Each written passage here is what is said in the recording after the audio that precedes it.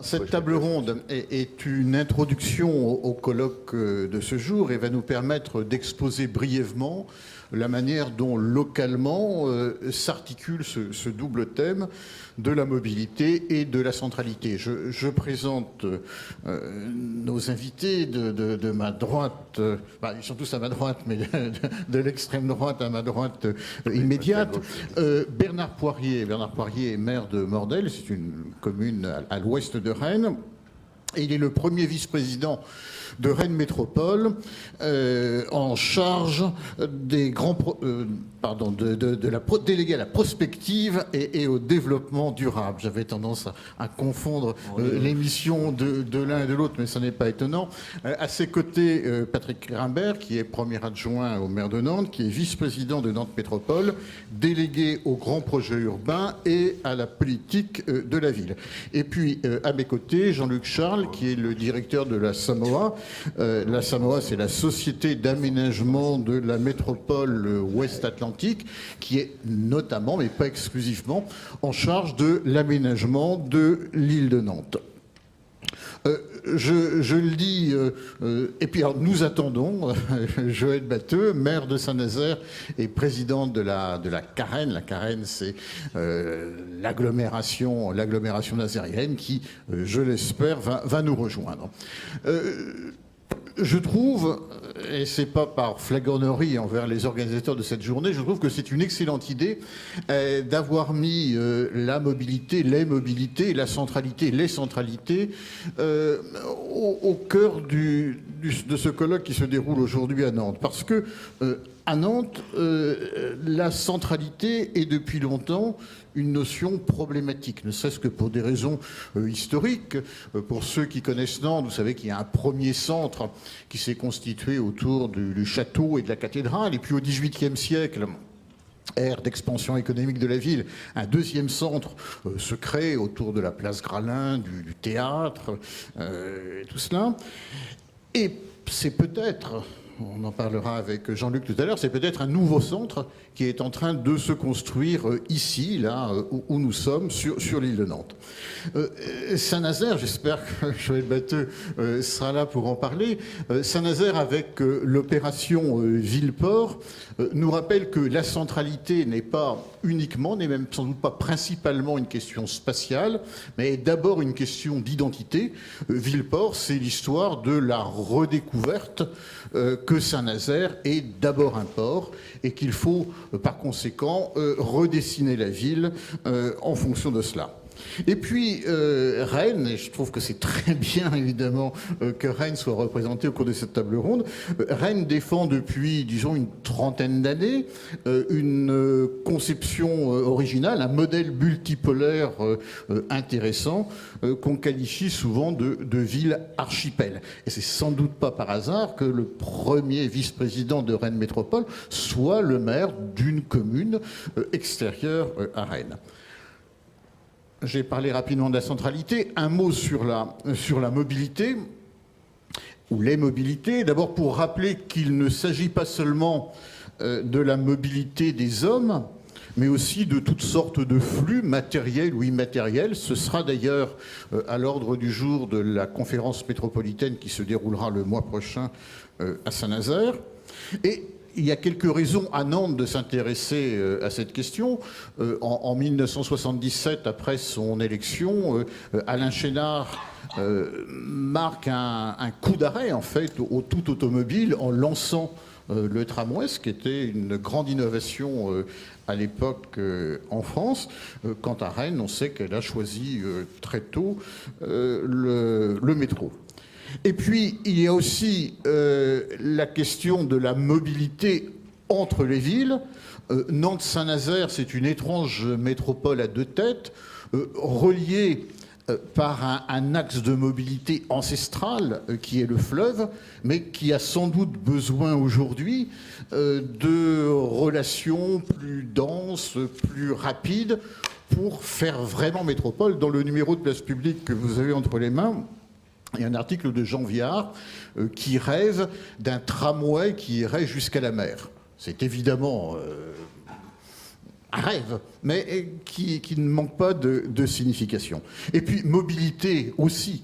Entre Rennes et Nantes, évidemment, quand Daniel Delaveau, le nouveau maire de Rennes, a été élu, nous avions fait une interview de lui sur la manière dont il voyait se dessiner les nouvelles relations entre Rennes et Nantes, et il disait justement qu'il y avait besoin d'une liaison ferroviaire rapide pour que les villes se rapprochent effectivement. Dernier mot, on voit que la réflexion sur la mobilité et sur la centralité mettent en jeu en fait la question des échelles. Seulement, les espaces ne s'emboîtent pas à la manière dont les poubelles russes s'emboîtent les unes dans les autres.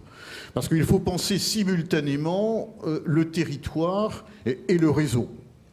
Deux exemples, le quartier de la création, là, qui est en train de voir le jour à l'endroit où nous sommes, est un quartier, comme son nom l'indique, avec l'avantage de la proximité physique, mais c'est en même temps une toile d'araignée qui étend ses fils dans d'autres quartiers de Nantes et bien au-delà de la ville elle-même. Deuxième exemple, les mobilités entre Nantes et Rennes. L'exigence, le besoin d'une liaison ferroviaire rapide qui mettrait les deux centres à une grosse demi-heure l'un de l'autre. On voit bien que ce projet a un lien direct avec un autre projet, celui de Notre-Dame-des-Landes, qui pose la question de la mobilité européenne. Donc, pour le dire rapidement, on voit bien que cette question de la mobilité, cette question de la centralité, ne peut être appréhendée que dans le cadre d'une pensée complexe. Je me tourne immédiatement vers Jean-Luc Charles, parce que nous sommes ici chez lui, en quelque sorte, sur l'île de Nantes. De quoi l'île de Nantes est-elle le centre ? Une vaste question. Il faut évoquer ici effectivement la combinaison des échelles. Je crois que ce qui caractérise l'histoire actuelle de l'île de Nantes, c'est un faisceau d'enjeux et de problématiques complexes, comme tu l'as évoqué. L'île de Nantes s'est révélée aux Nantais comme un territoire qui avait un potentiel et qui a permis de faire en sorte que les Nantais renouent avec le fleuve et l'estuaire. Il s'agit maintenant de savoir comment, d'une certaine manière, l'île de Nantes fait centre. Et je parle là d'un centre élargi, renforcé, qui est à l'échelle de la dynamique de la métropole. Donc on a, avec Marcel Smets, un travail de conception urbaine et de programmation qui doit intégrer des problématiques et des données nouvelles, et parmi lesquelles les relations ou la mise en relation de l'île de Nantes avec ce cœur de la métropole et l'ensemble de la métropole. C'est tout particulièrement la question des transports collectifs et le passage d'un réseau qui fonctionne en étoile à un réseau maillé, dont l'épicentre serait sur l'île de Nantes avec notamment le tramway et la ligne 5 et très prochainement la réalisation du chronobus. C'est également, bien évidemment, la question centrale du CHU, qui est un pôle extrêmement puissant, qui fonctionne à la fois comme un équipement métropolitain et de proximité, mais aussi comme un équipement de recours qui a une dimension interrégionale. J'ajoute enfin qu'on ne peut pas concevoir l'île de Nantes et le cœur de la métropole sans réfléchir à ce que j'appelle un changement de paradigme. On était une métropole qui fonctionnait sur un modèle connu, qui est celui de l'État-nation, avec le statut de capitale, d'une certaine manière, régionale, qui avait un lien très fort et construit avec Paris, et donc l'État-nation, via le TGV. On est en train de changer de paradigme, notamment quand on prend en considération que le Grand Ouest, et donc Nantes, Rennes, Angers, vont se doter d'une nouvelle infrastructure qui est un aéroport. L'aéroport de Notre-Dame-des-Landes nous fait en fait rentrer dans le jeu européen. Et donc on est dans une mise en relation de la métropole du Grand Ouest et du réseau des villes de l'Ouest avec d'autres métropoles. Et c'est un changement de paradigme pour nous qui est extrêmement important, qu'on retrouve d'ailleurs dans la problématique du quartier de la création, puisque le quartier de la création travaille à ces différentes échelles, à la fois comme un pôle structurant de recherche, de formation, et un pôle économique à l'échelle du quartier et à l'échelle d'un réseau métropolitain, mais également à l'échelle régionale, puisqu'on viendrait en soutien de filières qui sont préexistantes, et encore à l'échelle d'un réseau européen, puisqu'on est dans un réseau dans lequel on retrouve des capitales comme Helsinki, Berlin, Milan, Barcelone. Donc on voit bien qu'on est sur une double approche. Une approche qui classique, on va dire, où le centre s'articule avec sa périphérie, une approche auréolaire, comme disent les géographes, et une approche réticulaire, c'est-à-dire une approche en réseau. Merci. Patrick Rimbert, je vous voyais hocher la tête tout à l'heure quand je disais que la centralité était une notion problématique à Nantes, qui a une histoire des centres. On peut prolonger la réflexion historique en rappelant que Nantes est une ville historiquement coupée de ses campagnes, assiégée d'ailleurs par les Vendéens, assiégée par ses campagnes en quelque sorte en 1793. Nantes, dont André Siegfried au début du siècle dernier disait qu'elle était un îlot bleu dans un océan d'Ancien Régime. Et on a le sentiment, et c'est plus qu'un sentiment, que, allez, depuis un quart de siècle à peu près, les choses ont beaucoup changé. D'une part, parce qu'il y a l'expansion urbaine, il y a l'étalement urbain, et puis aussi parce que c'est tout le territoire de la Loire-Atlantique qui est en train de se métropoliser. Oui, je crois que quand on parle de centralité et de mobilité, en fait, ce sont deux éléments d'un même sujet. Comment permettre aux habitants d'une ville, d'une région, d'accéder au champ des possibles, au plus grand champ des possibles, c'est-à-dire à l'ensemble des opportunités qui leur permettent de construire leur projet personnel, sachant que chaque projet se décline à des échelles différentes, suivant qu'on ait une ville, on ait une vie plutôt résidentielle, familiale, qu'on ait une profession de chercheur, qu'on soit logisticien, qu'on soit commerçant, etc., etc. Et donc, le premier élément, la densité, vous voyez, le lapsus est assez révélateur. La centralité permet effectivement d'offrir des services de proximité, mais de proximité différents dans une centralité de quartier, dans une centralité de ville. Et ici, sur l'île de Nantes, pour reprendre l'idée, c'est pas pour rien qu'on a mis le palais de justice, la maison des syndicats, le quartier de la création, c'est-à-dire tout ce qui est à la fois emblématique de l'organisation de notre société, mais aussi du devenir de cette société, de la création. Donc, hier soir, je vais aller très vite, mais hier soir, j'étais à Bellevue. Et on a une démarche un peu originale, c'est-à-dire qu'avant, généralement, quand on dit on va faire un grand projet, on demande à un urbaniste de nous faire une carte avec des petits dessins pour montrer comment ça va évoluer. Là, on a fait une démarche inverse.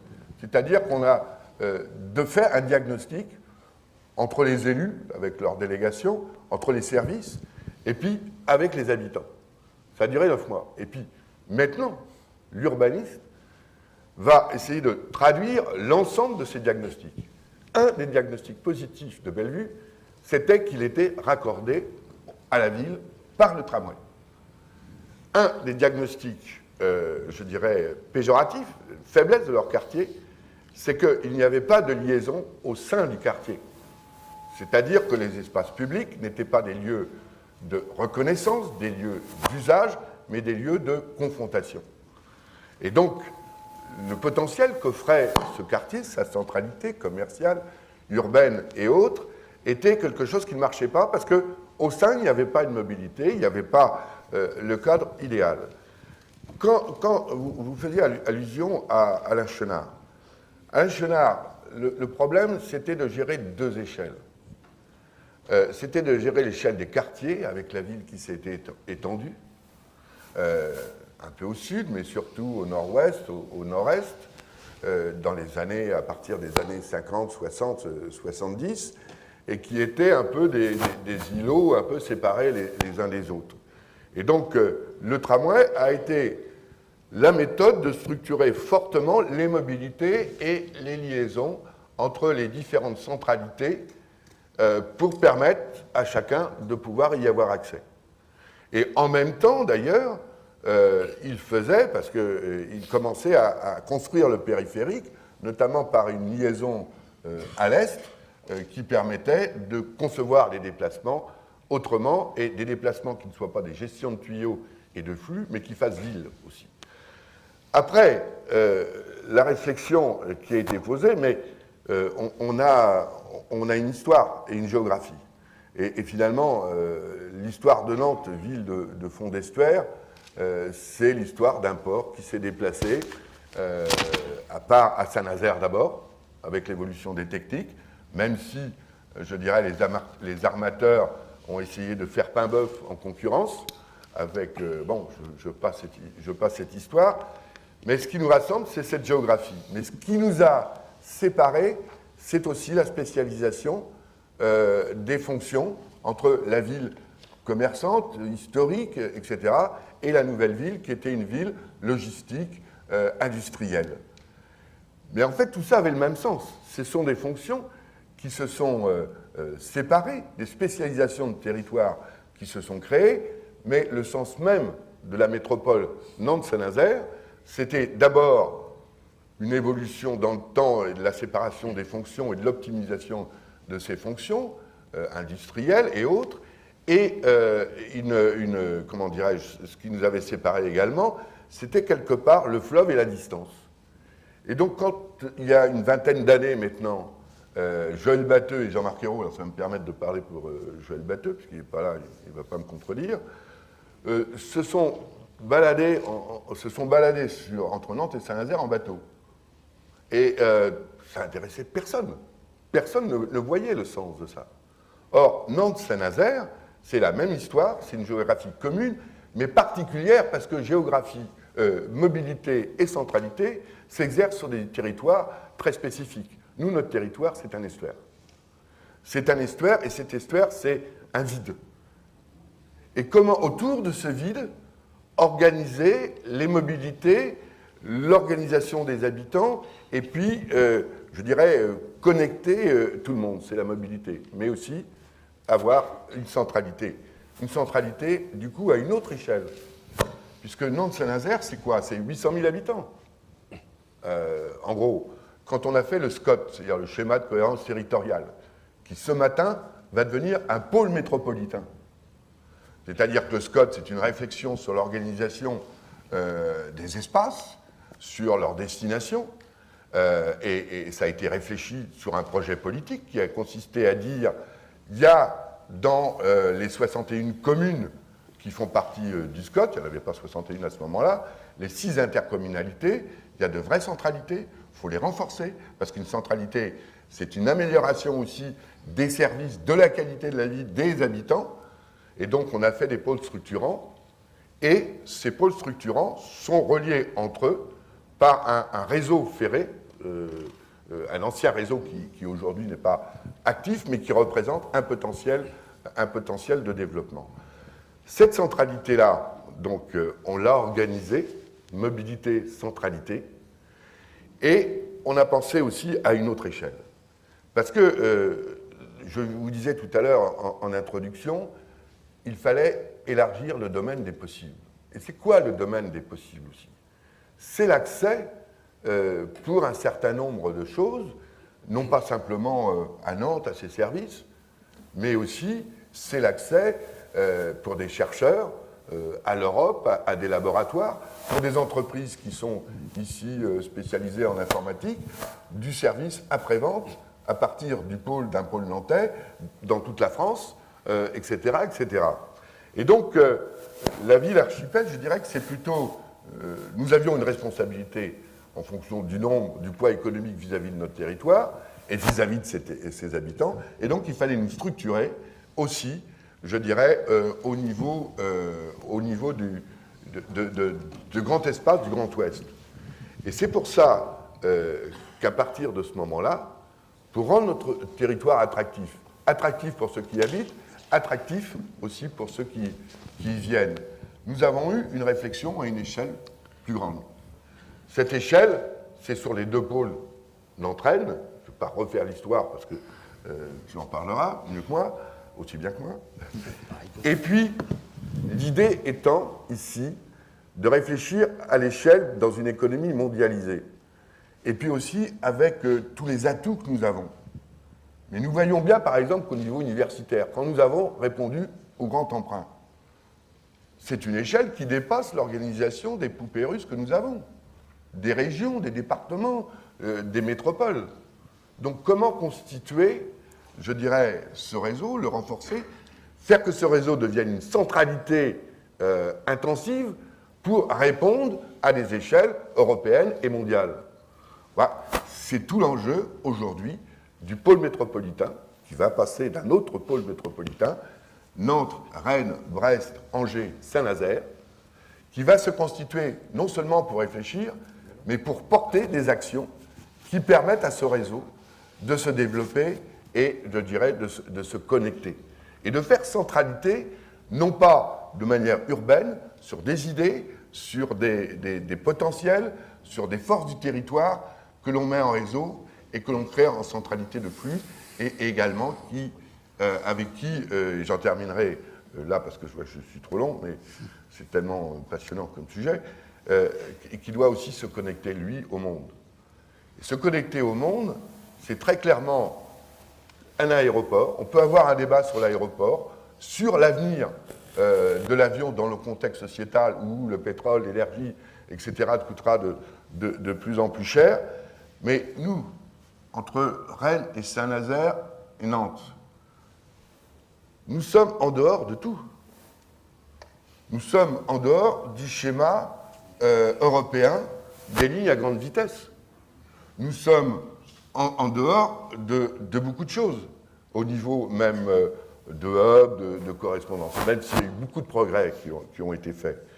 Nous sommes en dehors de tout, et paradoxalement, l'Ouest, à l'ouest de la ligne qui est très développée, très structurée, qui est connectée, eh bien, c'est là où les taux de croissance économique, où les taux de croissance de population sont les plus évidents. Quel paradoxe! Et donc, quand on fait un aéroport, c'est aussi donner la capacité d'accès à notre territoire, et le réseau de voies ferrées, l'enjeu entre Nantes et Rennes, c'est bien de se connecter à cet aéroport et aux capacités qu'il donne dans la mobilité de nos territoires, mais aussi de s'articuler avec tous les réseaux grande vitesse du sud, de l'est et de l'ouest.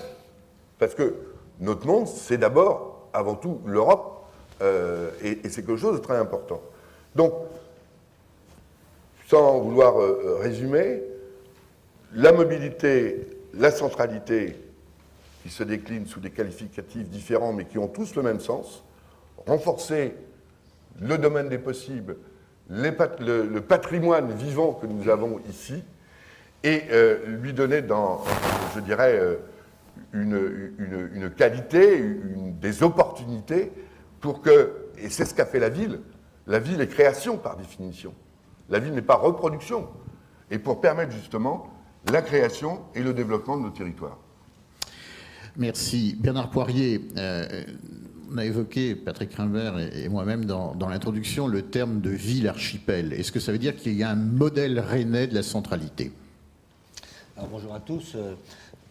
Patrick a presque tout dit. Alors, je vais essayer effectivement d'illustrer, de compléter. Il faut m'interrompre si je suis trop long. Donc, sur cette question, d'abord, je pense que les deux premières interventions montrent bien qu'en fait, la question de la combinaison des échelles est en permanence posée. Et que la question de la mobilité, ce n'est pas une question technique, c'est d'abord une question sociale. C'est une question sociale. Alors, juste un exemple sur la ville archipel, et puis après, je vais rebondir sur ce qu'a dit Patrick. Moi, je suis effectivement maire d'une commune de 7500 habitants qui est à l'ouest de Rennes, qui va vers la Bretagne Sud, vers le Morbihan, Mordel, et qui est à 15 km du centre-ville de la gare de Rennes. Très souvent, et je vais compléter ce qui a été dit dans la présentation, c'est que le modèle des mobilités rennaises, c'est un modèle articulé entre le métro et le bus. Entre le métro et le bus, on ne fait jamais l'un sans l'autre. Et souvent, je dis, et je le pratique, je dis souvent, en tant que maire de Mordel, je prétends être autant dans la ville que plein de quartiers rennais. Sur quoi je m'appuie? Je dis que, en prenant le bus devant la mairie de Mordel pour aller à la gare de Rennes, pour aller à Paris hier, j'ai pas mis plus de temps en transport en commun, parce que j'ai mis 25 minutes, qu'un habitant d'un quartier rennais qui n'est pas sur la ligne de métro. Celui qui a la chance d'être sur la ligne de métro, effectivement, il y a une telle vitesse qui va beaucoup plus vite. Et donc, le sentiment d'appartenir à la ville, on le définit beaucoup par le temps qu'on a quand on habite dans le territoire de l'agglomération rennaise par rapport à un point qui est par exemple le centre-ville et la gare. Et donc, la mobilité définit complètement ce sentiment d'appartenance. Alors, en plus, la ville archipel, nous, ce qu'on rajoute là-dedans, c'est que ce qui se passe entre Mordel et le centre-ville, il y a une autre petite ville, eh bien on dit ce qu'il y a au milieu, c'est pas du vide. D'ailleurs, c'est un des grands sujets que vous avez, c'est du plein parce que c'est de l'agriculture, parce que c'est de l'économie, c'est de la recherche, etc. C'est pas du vide. Et donc, on définit cette mobilité locale et la ville archipel par justement plutôt le temps qui se passe. Et alors, si on prend référence simplement au transport en commun sur la mobilité, effectivement, quand on a 90 bus par jour, parce que s'il y avait qu'un bus le matin et qu'un le soir, comme chez moi, dans ma commune, il y a 2000 habitants. Hein, sur 7000, il y a 2000 habitants qui prennent le bus tous les jours. Dans un sens ou dans l'autre. Donc, alors on est sur cette mobilité de transport en commun. Il y a d'autres mobilités, si on ajoutait la voiture, ça serait encore davantage. Donc, dans la ville archipel, effectivement, la question de la mobilité, elle est posée en plein, et elle a fait que d'un point de vue technique, si on a le métro dans le centre-ville, il a fallu inventer d'autres formes de transport. Alors, on voit bien, et je veux le poser, c'est que dans ce qui a été dit tout à l'heure par les deux premiers intervenants, c'est que la question des échelles, elle doit se combiner complètement. Hier matin, nous dans Ouest-France, dans l'édition de Ouest-France, hier matin, on publiait les aires urbaines INSEE de nos deux centralités, de la centralité nantaise et de la centralité rennaise. Et là maintenant, il y a 15 km entre l'aire urbaine de Rennes et celle de Nantes. Non mais qu'est-ce qui définit les aires urbaines, la carte? C'est justement la mobilité pour le travail, c'était justement le temps du travail. Alors, on voit bien que si on serait parfaitement irresponsables les uns et les autres, de considérer qu'on a nos mobilités entre nous, parce qu'effectivement, pour venir de Bain-de-Bretagne, un peu au sud, aller à Rennes, il y a un certain temps, pour venir à Nantes, on voit bien, et qu'en fait, c'est des gens. La carte, c'est des gens, c'est pas une carte de la géographie, c'est des gens qui tous les matins prennent leur voiture, prennent des transports en commun, quelquefois prennent d'autres moyens pour accéder à leur travail. Et donc, si on regarde pas, on regarde la mobilité qui est à l'intérieur de ces zones, donc on essaie de régler comme on peut les questions par des solutions techniques, mais il y a aussi la question de la mobilité entre nos deux aires urbaines, et c'est justement la nouvelle échelle qu'on veut poser. Alors, pas simplement parce qu'à ce moment-là, c'est pas que le travail entre nos deux aires urbaines, mais c'est ce que ça représente par rapport à une autre échelle qui est celle, par exemple, du monde ou de l'Europe. Et donc c'est pour ça qu'on a posé la question de la mobilité entre nos deux centres, entre nos deux centralités, élargie bien sûr à d'autres centralités. Demain, on s'en va au Québec avec nos amis de Saint-Malo, etc., parce qu'on pense aussi que ça dépasse largement nos simples centralités. Alors, deuxième question, celle de la relation entre Rennes et Nantes, entre Nantes et Rennes. Qu'est-ce qui peut se passer en matière d'infrastructure et à quelle échelle de temps, à quel horizon? Alors, je disais tout à l'heure que la question de la mobilité, c'est une question sociale. Par rapport à ce que disait Jean-Luc Charles tout à l'heure, il a parlé de l'aéroport. Pour moi, l'aéroport, c'est un moyen. La première décision fondamentale qu'on a prise, c'est de ne plus être concurrent et tenter d'être complémentaire et de coopérer.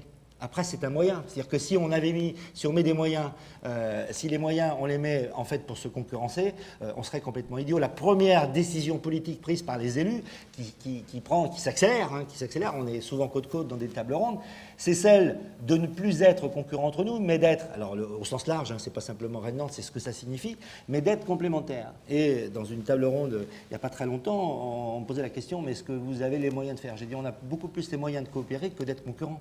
Donc, à l'échelle des questions qui se posent, il faut... Alors, il y a bien sûr des endroits où les choses se frottent, et c'est normal, mais la réflexion sur la complémentarité est plus importante. Et à ce moment-là, la question... alors, quand il s'agit d'aller à l'international, effectivement, un des outils, ce sera l'aéroport, c'est les lignes LGV, le fait que Rennes se rapproche d'une demi-heure, qu'on va pouvoir se connecter un peu mieux. Et puis, effectivement, tous les moyens pour gérer ces deux centralités, mais en étant au cœur des centralités. Tout à l'heure, moi, je suis venu de Rennes, j'ai mis effectivement 55 minutes à arriver juste à l'entrée de Nantes, puis après j'ai mis presque autant de temps pour arriver ici. Or, par exemple, le train, on sait très bien que lui, il emmènera les centralités au cœur des deux villes. Donc c'est pour ça qu'il est fondamental pour nous. C'est-à-dire qu'à ce moment-là, on a toujours l'illusion, dit aujourd'hui en voiture, en fait en voiture des deux cœurs de ville, on met quasiment 2 heures en permanence si on regarde. Si on fait passer le train à 40 minutes, je suis un peu plus peut-être réaliste que dire 30 minutes, on change complètement les échelles de temps. Donc là, on va gérer les deux cœurs de centralité de ces deux villes, liées aux autres villes, avec une marge extrêmement positive. Mais ça, c'est un objectif pour dans 10 ans, dans 20 ans, dans 50 ans?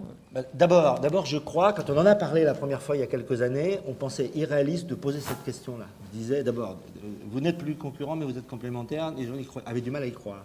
Après, comment on peut gérer ça sur la question de la mobilité ?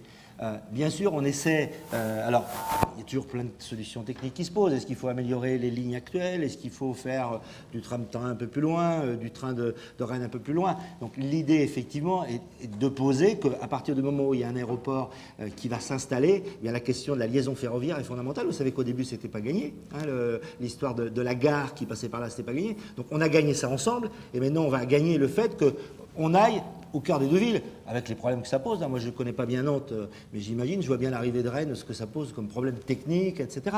Mais on va trouver des solutions qui vont être la plus responsables et réalistes possible. On travaille sur Euro-Rennes en ce moment, parce que Euro-Rennes plus en rapport avec ce qui se passe sur l'arrivée du TGV par rapport à Paris, mais ça jouera aussi un rôle dans la liaison avec nos deux villes. Alors, quelle est l'échelle du temps sur des questions comme ça? Moi, je suis délégué à la prospective. Je réfléchis, comme vous, à Nantes 2030, Rennes 2030, etc. Donc, effectivement, ce n'est pas pour demain. Je pense que sur ces questions-là, un des sujets fondamentaux, je suis aussi délégué au développement durable, et je pense que le principal handicap de nos sociétés aujourd'hui, du débat social, c'est que tout nous incite à tout régler tout de suite.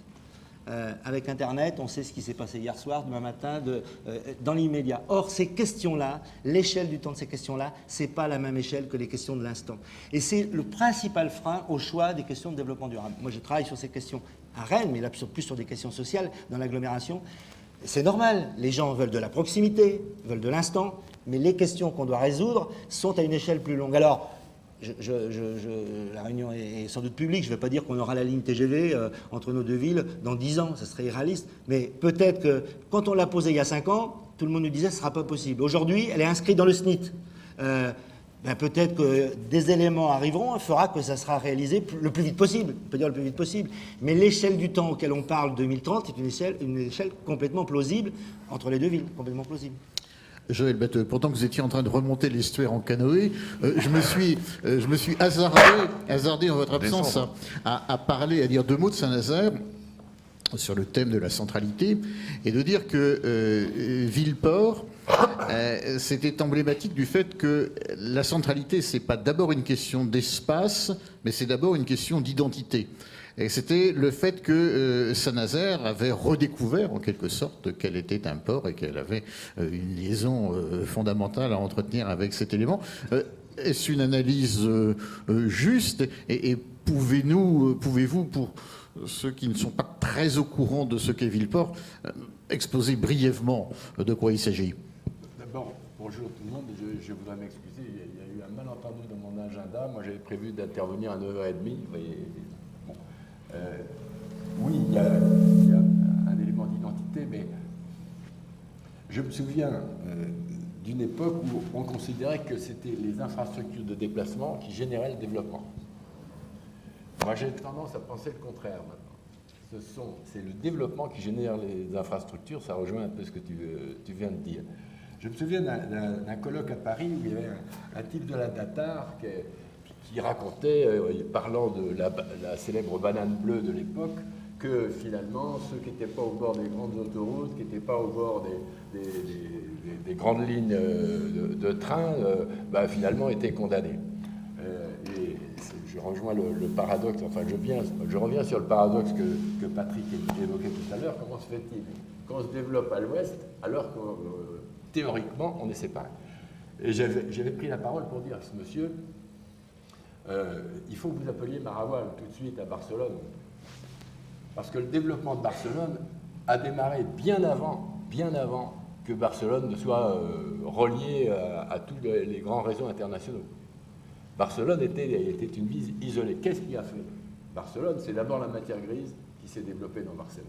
Et après, on a relié cette matière grise au reste du monde. Et donc je pense que ce que nous faisons en matière d'innovation, de recherche et de nouvelles technologies, c'est ça qui générera un jour le TGV entre Nantes et Rennes. Ça me paraît inéluctable. Alors dire quand, je n'en sais rien. Un autre exemple, une autre histoire. Savez-vous qu'il y a très longtemps, quand le ferroviaire s'est développé, il y a eu une bataille terrible entre Arles et Aix-en-Provence pour savoir qui aurait la grande base logistique de la SNCF. Et finalement, c'est Arles qui l'avait obtenu. Et en compensation, à Aix-en-Provence, on a donné l'université. On regarde aujourd'hui. Vous voyez le résultat aujourd'hui? Donc, c'est pas la voie ferrée qui a fait l'université, hein. C'est l'université qui a attiré la voie ferrée. Et je pense que il y a un peu la poule et l'œuf. Mais à compter du moment où on a deux pôles importants qui se développent, forcément, on commence à les relier. Et à compter du moment où on les a reliés, on commence du développement tout le long de cette liaison. Tout au long de c'est quasi mécanique, quoi. C'est complètement complémentaire. Je ne sais pas si c'était clair tout à l'heure, je pense que c'est la décision de coopération entre deux métropoles qui est beaucoup plus structurante qu'au début, si vous voulez. La mobilité, bien sûr, voilà. Mais entre Nantes et Saint-Nazaire, c'est un peu... Voilà, alors justement, là aussi, avant votre arrivée, je disais que dans un récent numéro de Place Publique, Jean Viard disait il faudrait que le tramway aille jusqu'à la mer.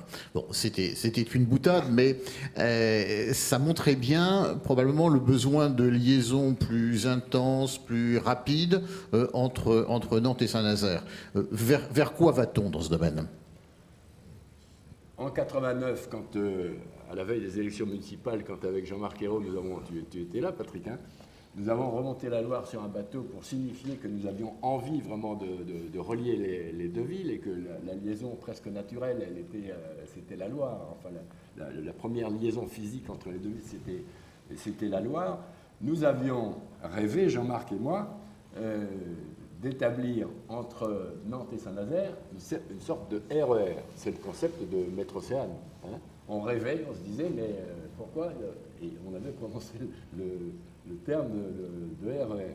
Alors, on a avancé, ça s'est perfectionné. J'espère que ça continuera et qu'un jour, ça commence déjà à mieux marcher. C'est très fréquenté, mais j'espère qu'un jour, on aura un cadencement digne d'un cadencement de RER. Tout simplement parce que les deux pôles Et ça serait quoi ce cadencement idéal entre les deux villes? Alors, je pense que c'est au minimum la demi-heure. Ouais, pour le moment, elle est d'1 heure, mais le cadencement entre Nantes et Paris, à partir de 5h30, c'est toutes les demi-heures jusqu'à 9h. Bon, donc vous voyez, faites la comparaison. Oui, Bernard Poirier. Juste pour compléter, puisqu'on est à l'échelle des mobilités, nous on a le même débat, enfin plus qu'un débat avec Saint-Malo, et moi je trouve que ça a beaucoup de signification parce qu'à ce moment-là on relie aussi la Manche à l'Atlantique. Quand on est dans une grande échelle, par rapport à ce qu'on dit, c'est d'ailleurs pour ça qu'on va ensemble là, se déplacer entre la Manche.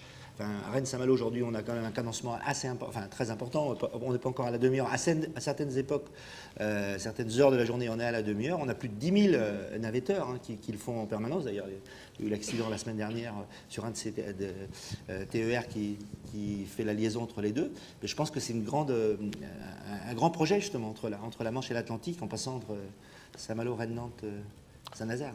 Il y a juste un sujet qu'on n'a pas évoqué. Oh, il y en a beaucoup qu'on n'a pas évoqué.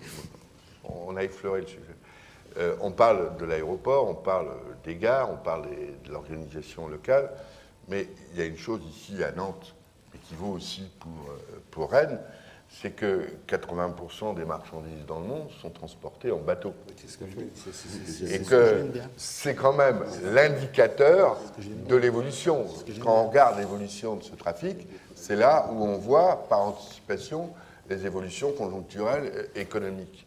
Et je dirais là aussi, il s'agit de valoriser ce potentiel portuaire que nous avons et ses capacités, et de travailler avec Rennes, parce qu'aujourd'hui, très concrètement, je vais regarder ça un petit peu, mais je voyais que Le Havre allait chercher les marchandises de Rennes.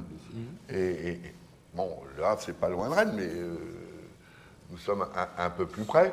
Et donc, c'est tout ça qu'il faut transporter. Puis, je voudrais dire un deuxième sujet, un deuxième élément livré à votre réflexion, le problème des mobilités, avec l'Organisation mondiale du travail, etc., on accroît les besoins de mobilité, mais on accroît aussi le temps social qui est gaspillé, en quelque sorte, pour répondre à cette organisation dans les déplacements. Et le problème de mobilité, gare, est aussi un sujet, je reviens toujours aux personnes, à ceux qui travaillent sur un territoire, le problème de mobilité aussi, c'est un enjeu pour récupérer du temps social et pour faire autre chose que ce que l'on fait. C'est pas que les 35 heures ou le temps de travail ou le temps de la retraite, c'est aussi le temps social disponible pour vivre ensemble, pour être ensemble et pour faire société. Je voulais juste apporter ça comme élément à votre réflexion, mais ça me semble important comme enjeu. Le temps passe très vite. Il est normalement à peu près l'heure de mettre un terme à cette table ronde introductive. Je ne voudrais pas bouleverser l'organisation du colloque. Cela dit, comme le disait Patrick Rimbert, il y a quand même un tas de questions qui n'ont pas été abordées. Donc je propose que chacun d'entre vous fasse une intervention finale sur le point qu'il aurait aimé que l'on traite. Jean-Luc Charles. Je voulais juste, en synthèse, pour essayer d'ouvrir de nouveaux champs, indiquer que la centralité et la mobilité sont intimement liées, comme on vient de le voir, et qu'on doit concevoir ces deux concepts dans le cadre d'une économie émergente, qui est une économie de la connaissance. Il y a une profonde crise financière, économique, crise des ressources, et donc on doit d'une certaine manière se réinventer un modèle. L'économie de la connaissance, en fait, c'est l'arrimage de deux mondes, un monde réel et un monde virtuel. Et donc, si la ville doit bien fonctionner dans ses fondamentaux, c'est-à-dire dans la relation qu'elle peut entretenir à différentes échelles avec le territoire, elle doit faire preuve, je crois maintenant, d'agilité. L'agilité, c'est la capacité pour les territoires urbains à se régénérer, à se saisir des innovations et à faire en sorte que les différentes ressources ou talents qui sont sur ces territoires participent d'une transformation générale, en maintenant les grands équilibres de l'Ouest, qui sont ceux de l'attractivité, de la cohésion sociale et de la nécessité d'avoir une qualité de vie qui nous est reconnue et qui est d'ailleurs une forme d'attractivité. Et donc, c'est pour ça qu'avec Bernard Stiegler, notamment, quand on travaille sur la relation que doit entretenir l'art, l'innovation et le territoire, on évoque une nouvelle forme d'économie qui est une économie contributive et on parle de territoire apprenant. Et je pense qu'il faut faire en sorte qu'à l'Ouest, dans nos métropoles, on fasse en sorte de conjuguer les temps, c'est-à-dire l'immédiateté, l'ubiquité, que nous donnent les nouvelles technologies de l'information et de la communication et la nécessité d'apprécier et d'appréhender les innovations pour innerver le territoire, et les temps longs qui sont le temps éventuellement des infrastructures, du quotidien. Et au cœur de tout ça, il y a la ville et la ville qu'on veut construire. Donc c'est une ville aimable, une ville qui mixe les fonctions, qui combine les espaces privés, les espaces communs et les espaces collectifs pour un vivre ensemble. C'est le projet urbain de l'île de Nantes, à notre échelle, mais c'est une réflexion qui couvre plusieurs échelles et toutes nos villes, d'une certaine manière. Joël Batteux, qu'auriez-vous voulu dire ? Je vais faire court parce que je ne voudrais quand même pas vous pénaliser encore plus. Je pense que les polarités génèrent des échanges et quand on organise des échanges, on renforce les polarités. Hein, c'est la poule et l'œuf. Nous sommes en train de travailler avec le syndicat mixte du SCOT pour dessiner le schéma logistique de l'ensemble du SCOT. Et l'idée étant de prendre en considération tous les déplacements de personnes, mais également de marchandises, tous les flux. Et on va avoir bientôt des exposés justement sur les flux qui s'organisent tout autour de notre est. Sachant que notre SCOT va jusqu'à Blain maintenant, le schéma logistique, il va forcément aller aux alentours de Rennes. Et il faut superposer tous les moyens de communication, depuis le fret en camion, en ferroviaire ou par barge sur la Loire, les moyens de déplacement automobile, etc. Et il faut s'assurer que jusqu'à présent, chacun faisait son schéma logistique. Ferré, routier, transport en commun. Aujourd'hui, il faut superposer tous ces calculs-là pour voir si tout ça colle bien ensemble. Et il y a un nouveau flux qui vient d'apparaître. Comme quoi les flux génèrent aussi les structures génèrent des nouvelles polarités. La ligne Montoire-Rironne, aujourd'hui, génère un flux de passagers qu'on n'avait pas imaginé. Hein, on avait imaginé cette ligne, cette autoroute de la mer, enfin cette amorce d'autoroute de la mer pour du fret. Et ouvert aux passagers, on s'aperçoit qu'on a généré des flux d'Espagnols et de Français qui passent des deux côtés. Donc, dans notre logistique, maintenant, on a une branche supplémentaire. Patrick Rimbert. Oui, beaucoup de choses ont été dites, mais je pense qu'il faut réfléchir aux enjeux de demain. Quand on voit que la population se concentre partout dans le monde, aux environs de 70 km des côtes, quand on voit que l'Ouest, je dirais, a eu un malheur, mais aussi qui pourrait être un bonheur aujourd'hui. Malheur, c'est de ne pas avoir été industrialisé, même si dans l'estuaire, ce n'est pas tout à fait le cas, mais je parle du Grand Ouest. Et puis, ne pas subir les conséquences de la crise de l'industrie. Mais on a une menace. La menace, c'est que notre territoire soit approprié, soit, je dirais, en conflit entre ceux, avec l'allongement de la durée de la vie, avec le résidentialisme, avec le vieillissement des populations, seraient en conflit pour s'approprier ce territoire, les services qui leur conviennent, au détriment, je dirais, des actifs, au détriment des jeunes, au détriment de ceux que nous avons le devoir d'accueillir, ceux qui sont ici, mais ceux qui viennent d'ailleurs. Donc cet enjeu-là, si on n'arrive pas à l'organiser en permettant à tous ceux qui sont ici et à tous ceux qui vont venir d'ici ou d'ailleurs, les mobilités, les accès aux opportunités du monde, les accès aux champs des possibles, et si on n'a pas une capacité localement aussi, parce qu'on vit à différentes échelles, d'avoir une qualité de vie, d'avoir une qualité de service, d'avoir, je dirais, la capacité de développer son imaginaire, parce qu'une ville, c'est aussi une imaginaire, et Dieu sait si un estuaire est un immense potentiel pour imaginer et développer et voir tout ce qu'on a en nous, je crois qu'on aura des problèmes par rapport à cette menace, par rapport à ces conflits pour l'usage du territoire. Bernard Poirier, vous avez le mot de la fin. Alors, je ne sais pas si j'ai le mot de la fin. Peut-être que je vais répéter ce que j'ai dit tout à l'heure. Moi, il me semble que... alors, je ne sais pas si c'était une erreur ou volontaire, mais dans le cycle, le titre, c'était « Entre mobilité au singulier et centralité au pluriel ». Moi, je pense que la question de la mobilité, c'est une question qui peut être un facteur d'exclusion sociale, comme la question de l'énergie demain, extrêmement important pour l'avenir, puisqu'il va y avoir une forte aspiration des gens, des habitants à bouger, etc. Si on en fait une question technique, qu'on n'en fait pas une question sociale, on règle les problèmes par la technique. Je rejoins ce que je disais et ce que Joël Batteux disait tout à l'heure, et ce que les uns et les autres d'entre nous ont dit. Donc, il me semble que la première problématique à poser quand on traite de cette question-là, c'est qu'il faut poser les articulations des différentes mobilités ensemble. Quand on travaille sur Euro-Rennes à Rennes, on travaille bien sûr pour la question de ce qui va se passer, des conséquences de l'arrivée du TGV à Rennes, mais on articule tout de suite la réflexion de la deuxième ligne de métro pour les mobilités des gens qui habitent dans le territoire. Alors bien sûr, pour les chercheurs qui viendront du plateau de Saclay en 1h20, c'est important de pouvoir accéder, mais aussi pour les habitants.